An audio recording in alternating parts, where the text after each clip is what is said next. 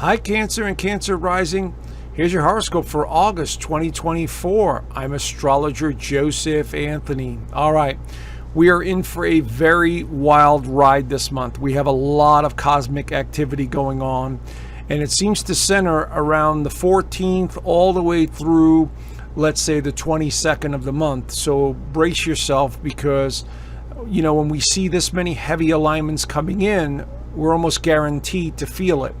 And so you guys are, very sensitive to begin with. And so when we have these alignments occurring, especially around the full moon this month on the 19th, it's going to shock us. It's going to surprise us. It's going to bring in a lot of energy that's going to feel very uncomfortable. So I'm just going to warn you guys that this is affecting everyone. And this reading is not to be pessimistic or, negative in any way. It's just to give you a heads up on what kind of energy we're going to be dealing with in August that is going to be a bit turbulent. Okay, so it's better to be warned ahead of time of some heavy energy coming in rather than going through the motions and then trying to figure out what the hell is going on. So as we start off this video, I just want to let you know this video or this presentation is for anyone who has a sun sign in Cancer or has a rising sign in Cancer. This is a general Western astrology reading. It's a sun sign reading using the tropical system and whole houses. It's very general because I don't have everybody's birthday. Everyone's birthday is different. Everyone's birth chart is different. So it has to be very general. Anyway, I'm going to go through the month's astrology, give you an idea of what's going on. As we start off the month, we have some positive alignments. We have the Sun and Venus both going through Leo, your second house of income and value.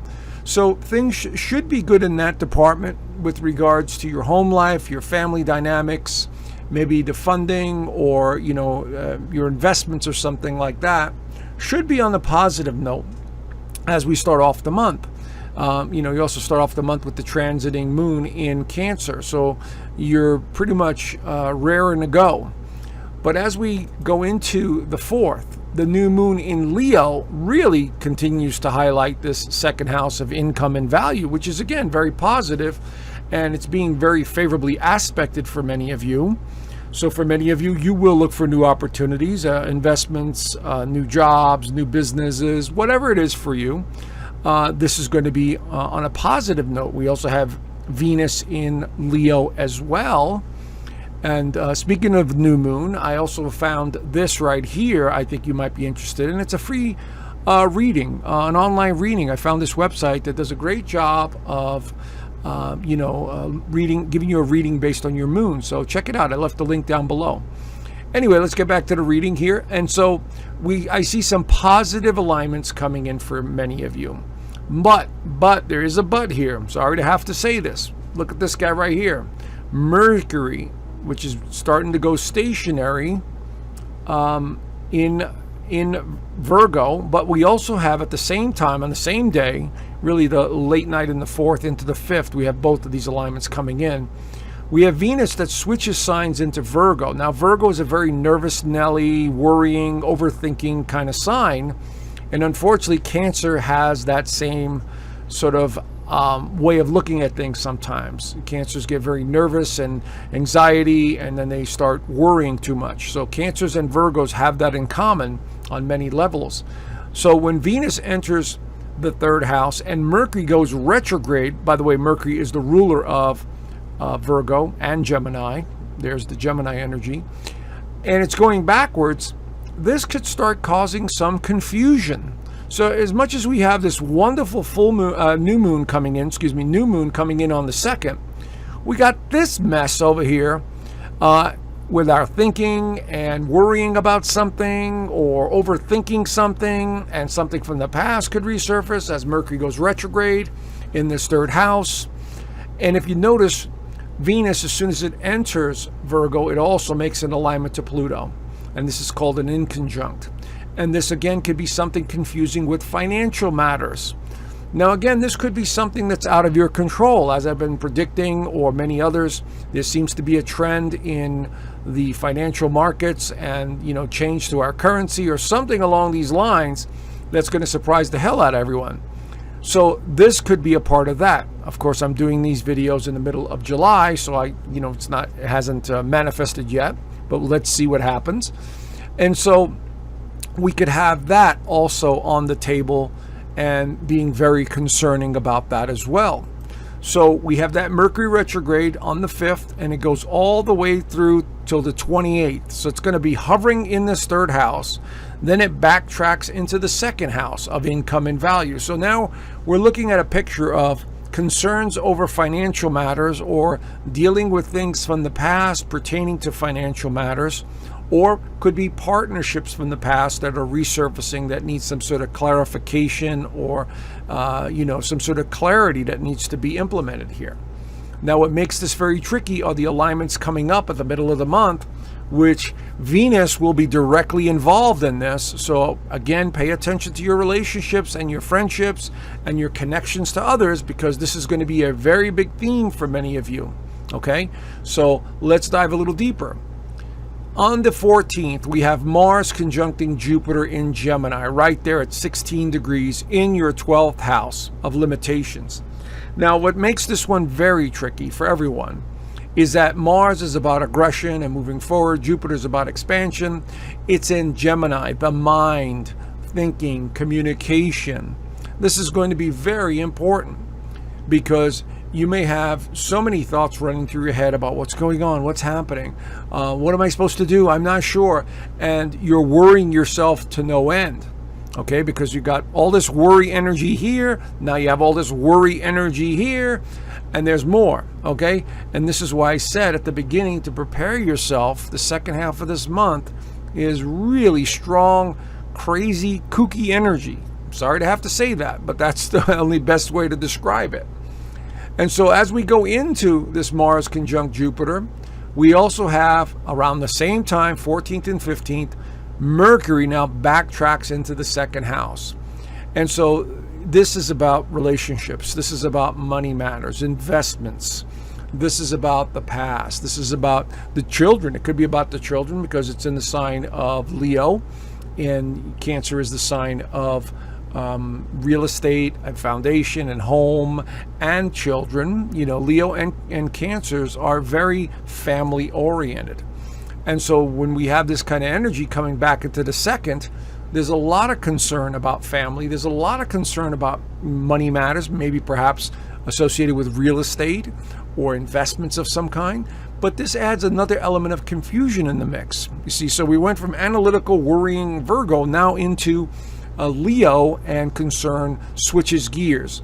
And so former lovers, children, past investments, business partnerships, this is all under this umbrella, okay, because it's the second house.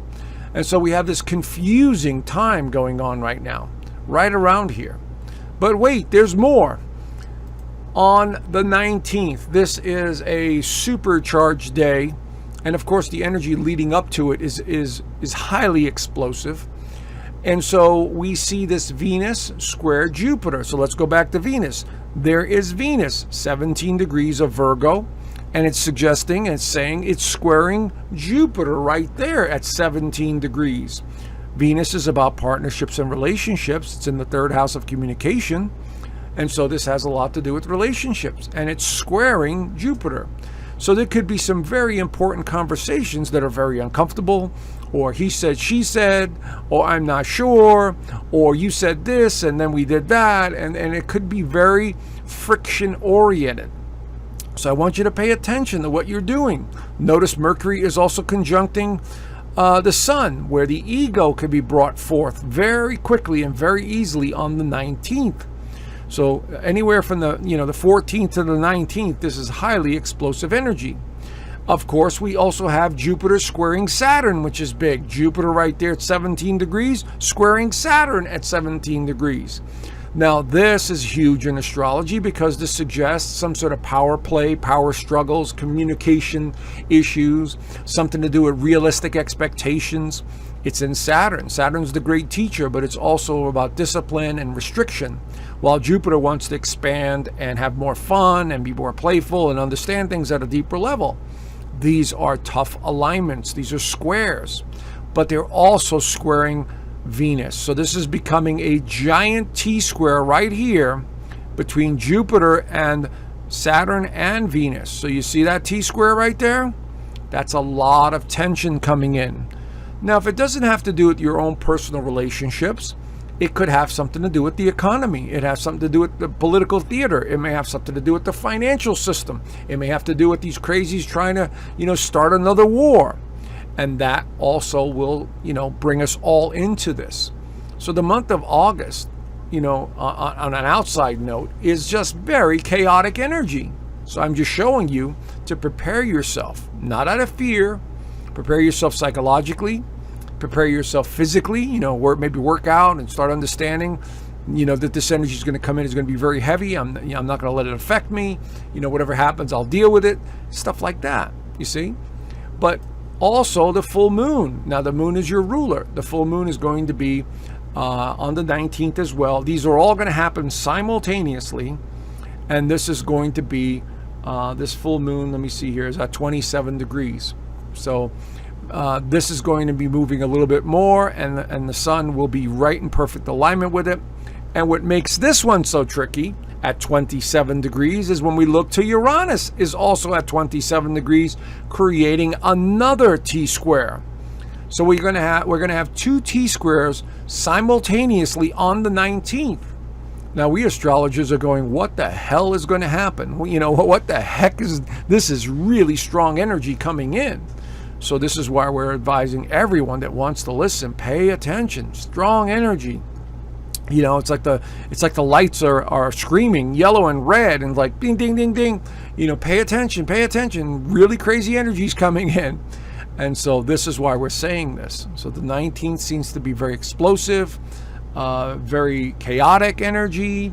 And it could just be, 5 or 6 days of this nervous energy or, waves of energy coming in that we're restless and sleepless and irritated and everyone's like, at each other's throats, fighting and arguing. That is possible too, I have to say. Okay? But center yourself. Remember, as I said in many videos, we're spiritual beings having human experiences.